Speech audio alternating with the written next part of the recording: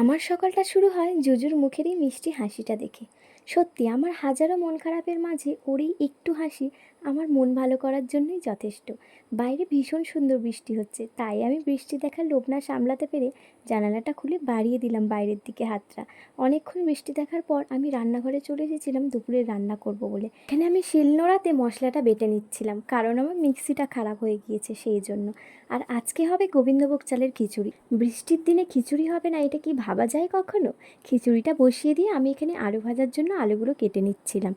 আর এদিকে জুজুর কাণ্ড দেখুন, একটা বিস্কিটের প্যাকেট নিয়ে জানালার কাছে দাঁড়িয়েছিল কুকুরকে দেবে বলে। অনেকক্ষণ ওয়েট করার পর যখন কুকুরটা এলো না, তখনও কান্নায় জুড়ে দিল। উফ, আমাকে জড়িয়ে ধরে সে কি কান্না! এত কান্নার পর যেই পাপাকে দেখলো, সব ভুলে গিয়ে পাপার কোলে আদর খেতে শুরু করে দিল। এদিকে আমার সমস্ত রান্না কমপ্লিট হয়ে গেছে, আর ওদিকে জুজুর পাপা অনেকক্ষণ ধরে ওয়েট করে বসে আছে খিচুড়ি খাবার জন্য।